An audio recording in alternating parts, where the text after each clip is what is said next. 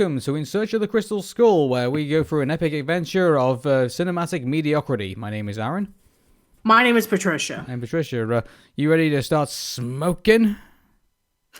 Alrighty then. Well, you shouldn't do. It's bad for you.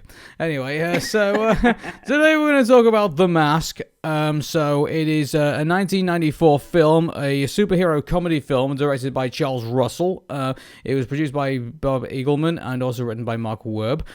So it's loosely based on the Mask comics series by Dark Horse Comics. Now, I'm going to start off by saying here that I saw the movie, but I've never read the comic books. So when I saw the movie, and then after that, I thought, oh, hey, there's a comic book series based on this. I looked at the comic books and I thought, this thing looks really bloody and really gory. And I thought, obviously, one of these things is not like the other things, obviously. So I mean, you have to understand that this was the 90s, so comics were very dark and edgy and extreme. I mean, this is the same decade that gave us Sin City, Hellboy, Spawn, The Max.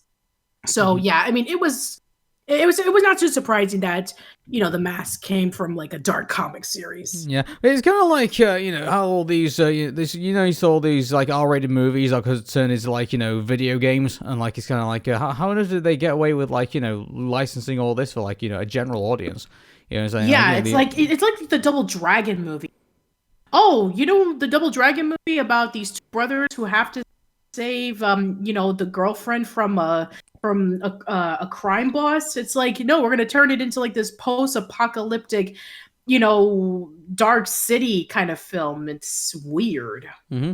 So the film was wildly successful. It was only to like $23 million to make, and it grossed over $351 million at the box office. I mean, obviously this is from 1994, so obviously we'll have to do a lot of rounding up to current day of what basically that money would be in regards to success. And but the thing about it is that obviously this is a good movie. I think no doubt you and I will probably agree on that. I love the atmosphere. I love like our main character and the way we have to root for him, and I love the alter ego he turns into once he gets the mask, and basically how he takes kind of like in a bit of like revenge on the world of like like how it's treated him, and obviously he has this this kind of like this night god he can now go around and obviously to turn things around. It's kind of like in a way it's kind of like Yu-Gi-Oh! In a way, like how our main character has like that artifact, and like he turns into this this obviously this Egyptian god who likes wreaks murderous revenge on people who bully his the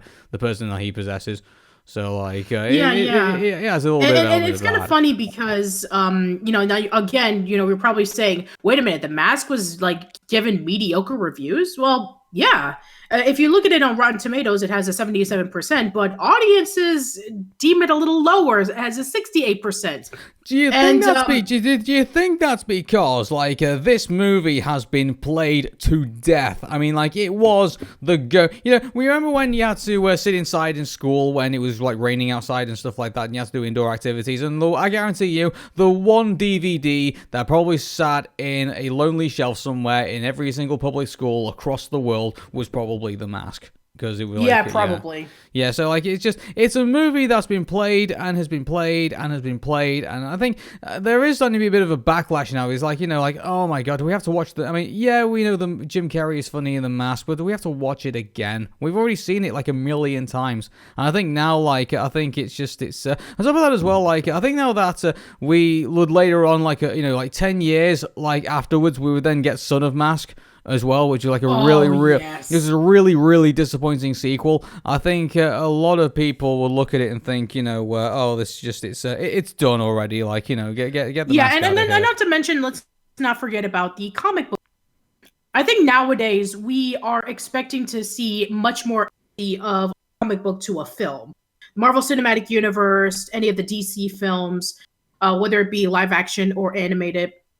The fact that The Mask is such a dark comic book series, I'm sure comic book fans were like really angry that they decided to play it into more of a comedy. So that's probably another reason why the audience rating is a little low. Yeah, I think another thing as well is that, I can kind of understand the reason why they did it, because in the final product, you can't really fault too much of the movie. Like, it's, you've got enough to work with here without having to make it like super edgy, like you've got, they've got this loser called Stanley Ipkiss who lives in this apartment block. His landlord landlord terrorizes him over every single thing, and then he's got like this mediocre, bank job in Edge City, and he basically can't get a date and things like that. His car keeps breaking down, and he keeps taking it to mechanics who rip him off wherever he can. Like, it's unfortunately,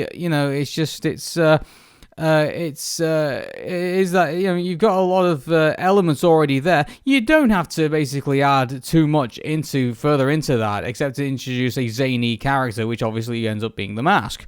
So, I mean, like, when you've got that, I mean, I think you've got enough there to sell to the general public. And keep this in mind as well, this has to be marketed to a general audience. I mean, I think if they did make it kind of like the comic, I mean, do we really think it would probably make over $300 million at the box office? Honestly? No, it wouldn't. You have to understand that this was the early 90s. So Tim Burton's Batman was the most influential comic book movie ever done. And there was a lot of movies that tried to be like, the 1989 Batman, The Crow, Darkman. Any comic book movie tried to be like dark and edgy because Tim Burton's Batman was hugely successful. And it came out around it came out like 1 year after Batman the Animated Series. So, that present of Tim Burton's Batman was still there. And it came out a year after Batman Returns. If you remember, that movie was criticized for being incredibly dark for kids. So I'm thinking that maybe because of that, a year later, The Mask came along and they're like, oh, we have another comic book movie that is very dark. Well, we can't do that anymore because, we want to be able to, generate an audience that wouldn't be frightened by it. So I guess they decided to make it more of a comedy. And, well, maybe because of that, maybe we had more of a comedic movies that happened in the late 90s. Like, if you remember, a year later, he was brought in to play as the Riddler in Batman Forever.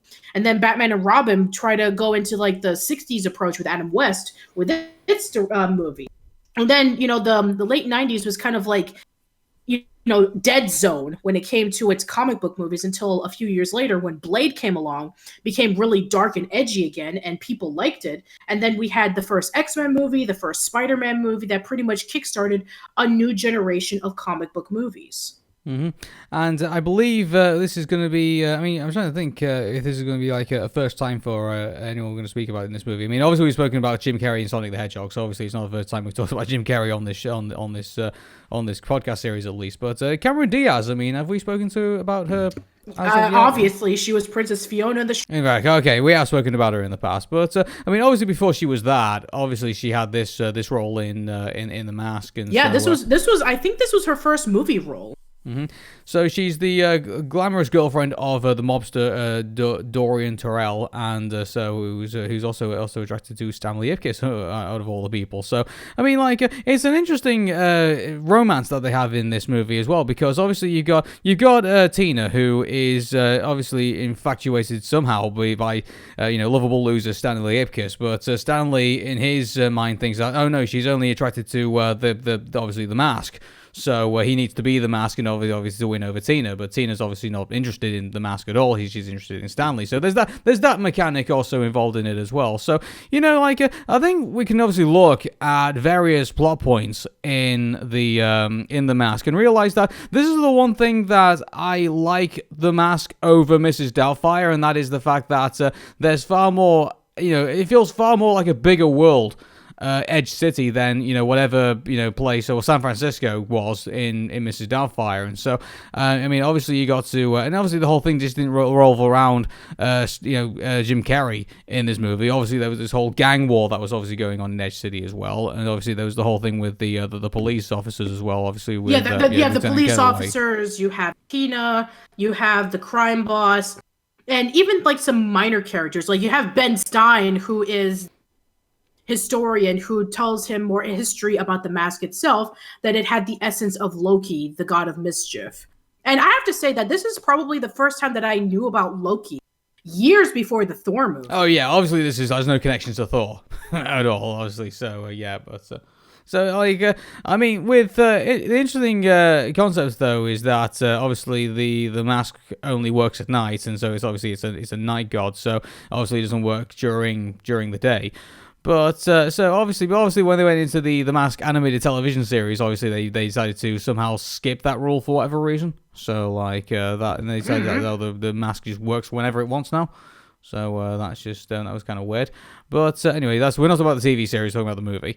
But I guess what do you think of? What do you think of Jim Carrey as our main character in all of this? I mean, like, he's not. The one thing I liked about it is that he's not infuriating to watch. I mean, I'd watch him the entire time doing what he's doing, and obviously, he's obviously interacting with his dog, and then obviously he's turning into the mask, and the way that he plays the mask as well is it's great how he can flip between like being this kind of like guy who obviously is frustrated with his life and the way things are at the moment, and obviously play this kind of this downbeat character and who just feels very insecure about himself, and then all of a sudden he'll just transform into the mask and be this like outrageous, complete opposite of what Stanley Ipkiss actually is. He's going around, wanting to do whatever, play by his own rules, obviously getting revenge on people that he feels like has wronged him, and to the point where he's sticking mufflers up people's backsides and things like that. That whole scene. There's this whole there's this double edge to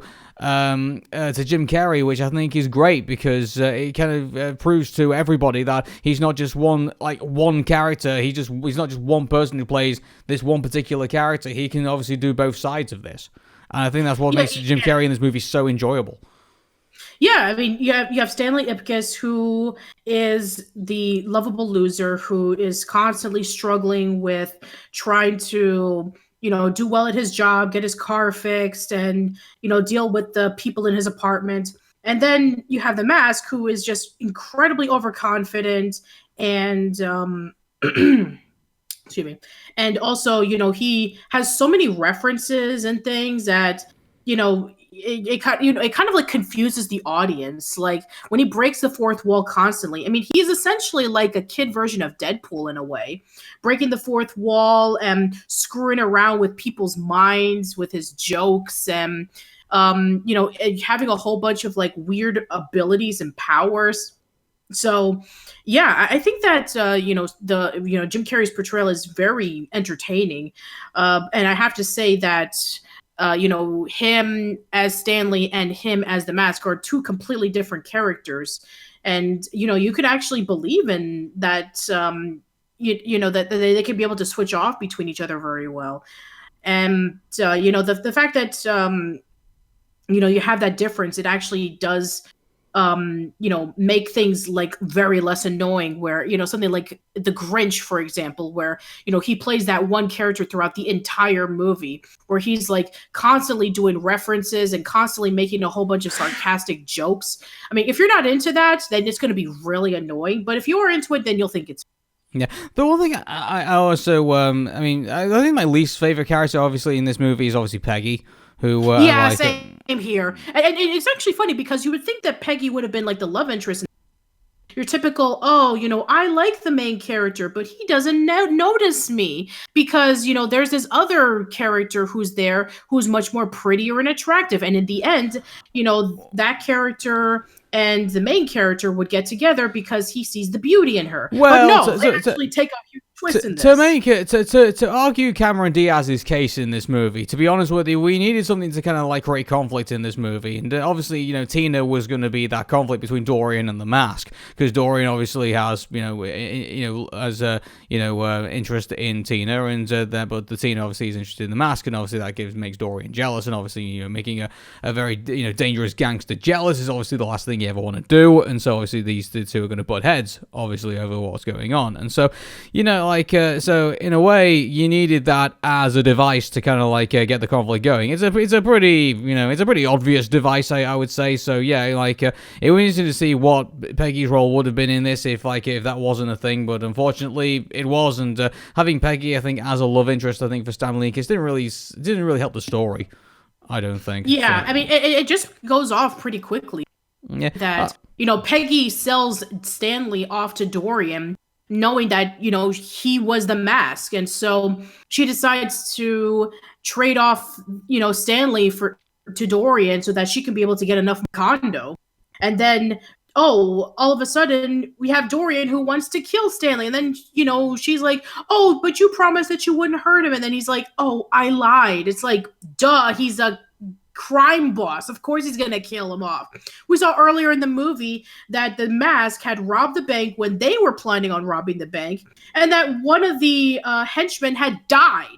So he's getting revenge on not only the fact that the Mask stole the money, but that one of his henchmen was killed off. So, of course, he was going to kill him. Yeah, there was other things involved in that as well. So, in regards to the story, it's pretty straightforward. It's obviously, Stanley Ipkiss wears the mask. He gets involved in all sorts of, criminal hijinks with gangsters, things like that. There's a beautiful woman involved in all of this as well. So, the story is pretty bread and butter, I think, for these types of kind of movies.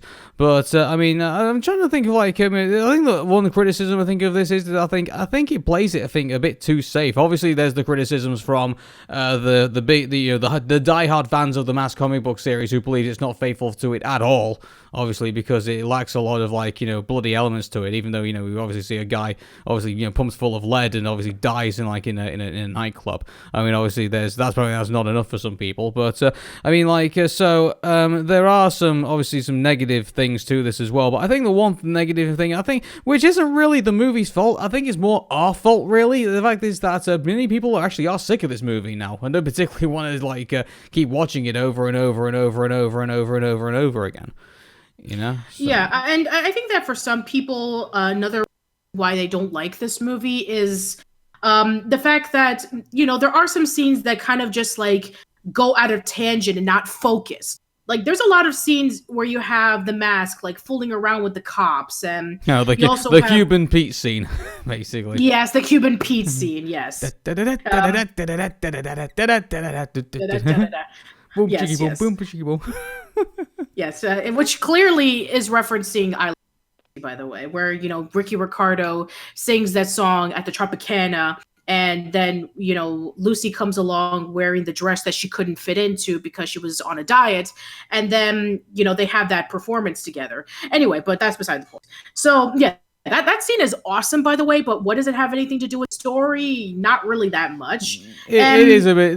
The one thing that is about this movie is that there is a lot of kind of comedic distractions, but I guess in a way it fits for the first the beginning of the movie, because you gotta introduce the character. Obviously, the Mask of basically what he's all about. So all the hijinks he gets into, I think you kind of have to put in there because you kind of have to give the audience an idea of what you're in for the rest of the movie.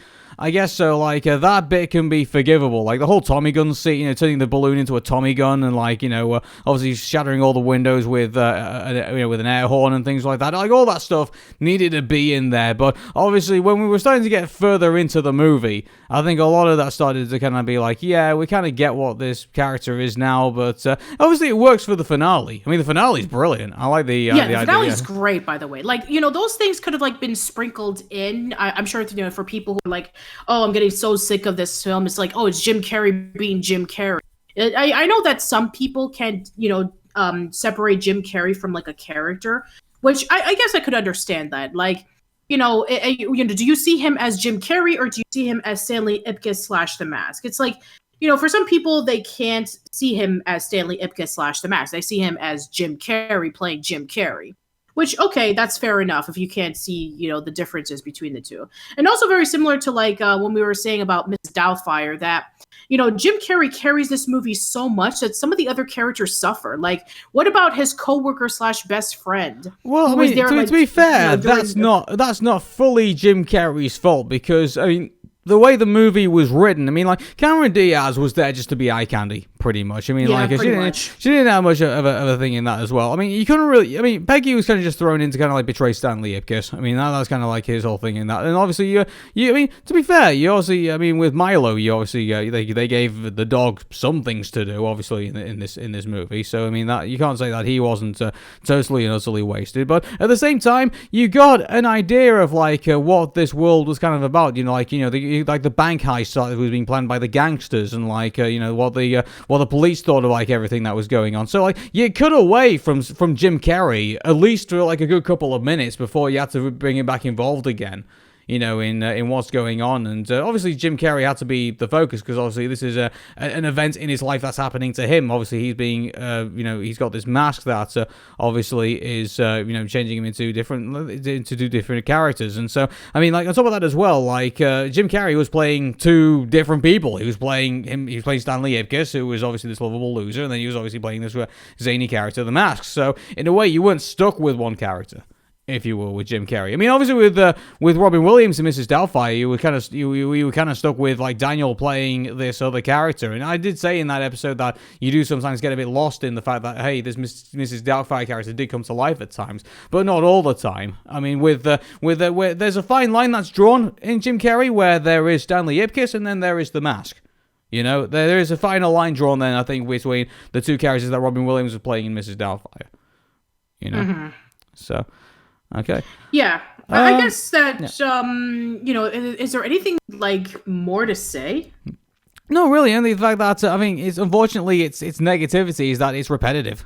I mean, like I think also it doesn't surprise me that people keep in mind this movie was $23 million to make, $351 million to in the coffers. This was a movie that people wanted to see more of, and it wouldn't be for like another 10 years until we got like a really terrible sequel. Yeah, and if you remember that they were planning on doing a sequel to The Mask as seen on Nintendo Power, if you remember from that contest, if you want to be a part of The Mask 2, sign up and you'll be able to play a minor role in it. But because the movie never happened, if you remember, there was that interview from the kid who won the contest. He was saying like, "Oh, they told me that I never won the and that I won the contest, but they were canceling the Mask sequel, and so this is the stuff that I did get. I got like a whole bunch of Super Nintendo games. I got this T-shirt. I got all this kind of stuff. So." In a way, I kind of like lucked out. So my goodness, I bet you Nintendo were probably infuriated with New Line Productions when they did that. I probably would imagine. So, like, mind you, I guess you could probably say in turn, I think they were probably infuriated with the way the Mask game turned out on the Super Nintendo.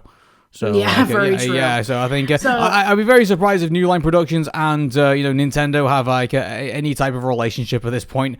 Probably one of the reasons why I highly doubt they'll be making the Super Mario movie anytime soon with Illumination Studios in the thing. But I think the way that that whole thing panned out. On top of that as well, did we actually know what the reason why they decided not to do a second movie of The Mask?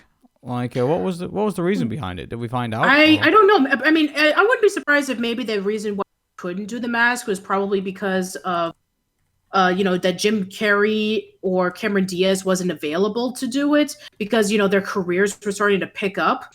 So, or maybe the fact that they couldn't do it because of I don't know, maybe like studio mandates or meddlings, or I don't know.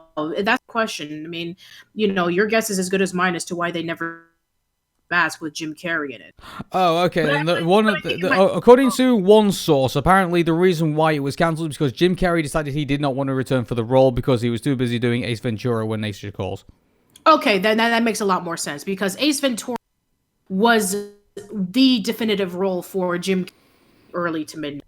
Mm-hmm. So, I think that's the reason why we never... I mean, keep in mind as well, Jim Carrey is back in acting now. Obviously, he's just come off, Sonic the Hedgehog. I mean, obviously, he's going to be playing Dr. Robotnik, I think, for the foreseeable future, I guess. But, could we say that, do you think he might one day decide, oh, hey, I want to see what Stanley Ipkiss is like, many years into the future? I don't know. Maybe. I mean, if they'll allow it. But I think that because there are a lot more comic book fans out there MCU, I think that they would probably like to see a more accurate portrayal of the Mask. And depending on what the studio is, like obviously it's done by Dark Horse Comics, so the fact that that Dark Horse Comics owns the rights to it, like if they were to adapt it from a movie, like which studio would do it, who would be the main actor, and who would be the one to do a more accurate track of the comic book. Yeah. And if Jim Carrey were to return to doing this, as in like from the original 1994 film, then where would it how would it take place?